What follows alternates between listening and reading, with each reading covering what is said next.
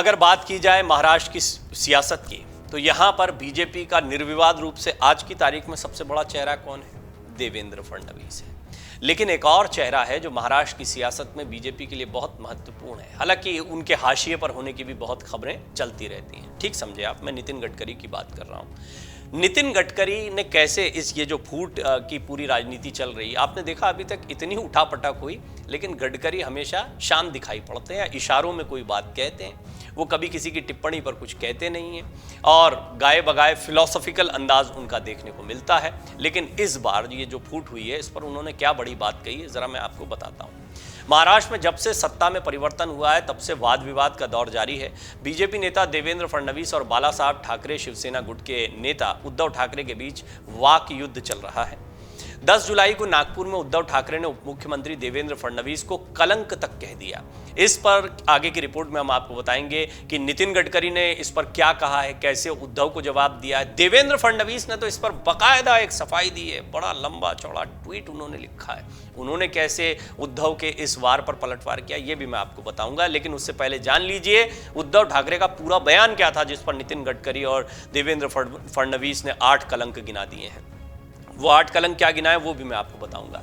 दरअसल विदर्भ दौरे के दूसरे दिन सोमवार को उद्धव ठाकरे नागपुर पहुंचे थे, जहां उन्होंने कार्यकर्ताओं के एक सम्मेलन को संबोधित करते हुए देवेंद्र फडणवीस पर जोरदार हमला बोला था और उन्हें नागपुर का कलंक बताया था, क्योंकि उन्होंने कहा था कि वो एनसीपी के साथ गठबंधन नहीं करेंगे, लेकिन फिर भी उन्होंने ऐसा किया।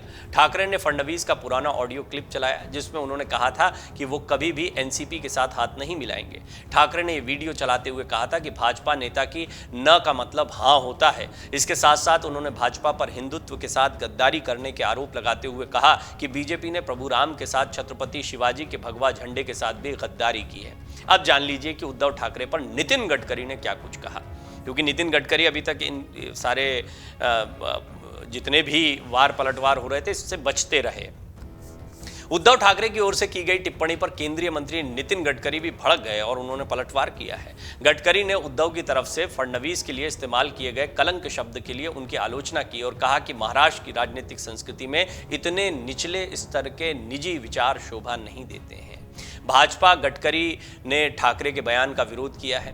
केंद्रीय मंत्री नितिन गडकरी ने महाराष्ट्र के उप मुख्यमंत्री देवेंद्र फडणवीस के लिए इस तरह की शब्दावली इस्तेमाल करने को लेकर ठाकरे की निंदा की है। वहीं भारतीय जनता युवा मोर्चा के कार्यकर्ताओं ने नागपुर हवाई अड्डे के पास ठाकरे के पोस्टर फाड़ने के बाद उनके खिलाफ नारेबाजी की। भाजपा के एक स्थानीय नेता ने कहा कि वो मंगलवार सुबह ठाकरे के खिलाफ प्रदर्शन भी करेंगे। गडकरी ने ठाकरे की टिप्पणी की निंदा की। जैसा मैंने आपको बताया, उन्होंने बताया यह बहुत ही निचले स्तर की राजनीति है, ऐसे शब्दों का इस्तेमाल नहीं होना चाहिए। उधर गडकरी ने ट्वीट में कहा कि नागपुर में देवेंद्र फडणवीस के बारे में उद्धव ठाकरे का बयान निंदनीय है। राजनीतिक भाषा गिर चुकी है। उन्हें हमारी सरकार के दौरान किए गए विकास कार्यों और उनके द्वारा किए गए कार्यों पर चर्चा करनी चाहिए, लेकिन इस तरह से इतने निचले स्तर के व्यक्तिगत आरोप लगाना महाराष्ट्र की संस्कृति के अनुरूप नहीं है।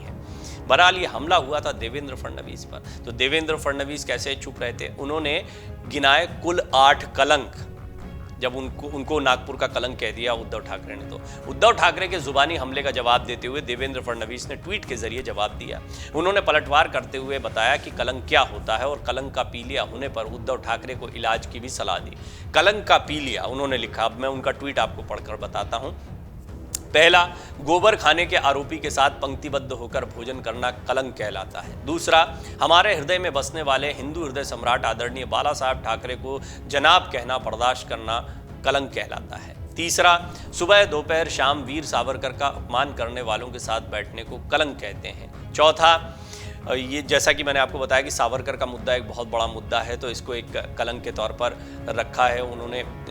फडणवीस ने भी अपने इस ट्वीट में वीर सावरकर का मुद्दा जो है वो राहुल गांधी कई बार उठाते रहे हैं और राहुल गांधी ने वीर सावरकर को लेकर जो टिप्पणियां की उसकी आलोचना तो हालांकि उद्धव ठाकरे भी करते रहे हैं। उद्धव ठाकरे ने भी कहा कि इस तरह के बयानों के साथ हम नहीं जाएंगे। शरद पवार भी, जो कि साथ में दिखाई पड़ते हैं, वो लोग भी इस बयान पर टिप्पणियां कर चुके हैं और ये कहा भी जाता है कि बेवजह राहुल गांधी ने इस मुद्दे को उठाकर महाराष्ट्र की सियासत में कहीं ना कहीं अपने सहयोगियों को कमजोर कर दिया।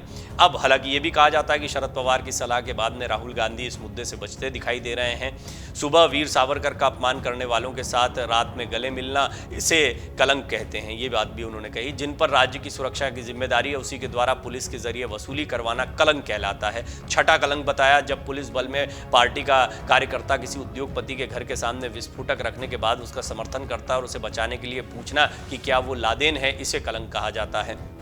सातवां, कोरोना के दौरान जब मुंबई में लोग मर रहे थे तो बॉडी बैग में भी घोटाला, इसे कलंक कहते हैं। आठवां, लोकतंत्र के सर्वोच्च मंदिर में बैठे बिना लोकतंत्र की खोखली बकवास करना कलंक कहलाता है। तो उन्होंने उद्धव ठाकरे पर हमले किए हैं, कई बातें आप समझ भी गए होंगे, इशारों में फडणवीस किन मुद्दों की बात कर रहे थे। लेकिन अगर खुद दागदार हों तो दूसरे भी दागदार नजर आने लगते हैं। लेकिन जब कलंक का पी लिया हो तो एक बार इसका इलाज करवाएं उद्धव जी, ये देवेंद्र फडणवीस ने अपने ट्वीट में लिखा है। उद्धव ठाकरे का बयान केंद्रीय मंत्री नितिन गडकरी को भी पसंद नहीं आया। इसे लेकर गडकरी ने जो ट्वीट किया वो मैंने आपको बताया कि नागपुर में देवेंद्र जी के बारे में उद्धव ठाकरे का बयान निंदनीय है, भाषा गिर चुकी है, सरकार के दौरान किए गए विकास कार्यों, उनके द्वारा किए गए कार्यों की भी चर्चा होनी चाहिए। लेकिन जिस तरह से अब व्यक्तिगत आरोप लग रहे हैं वो महाराष्ट्र की संस्कृति के अनुरूप नहीं है। तो कुल मिलाकर उद्धव ठाकरे ने एक सियासत तो गरमा दी।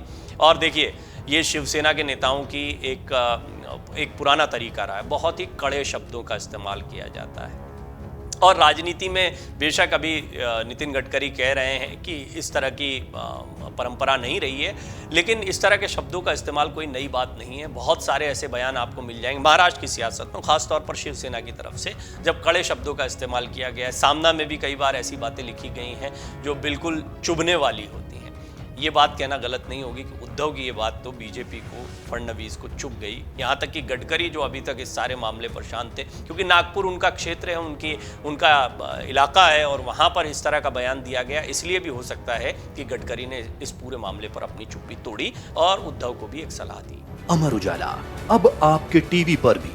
अपने स्मार्ट टीवी पर यूट्यूब पर सर्च करें अमर उजाला, चैनल सब्सक्राइब करें और देखें ताजा खबरें, वो भी HD क्वालिटी में।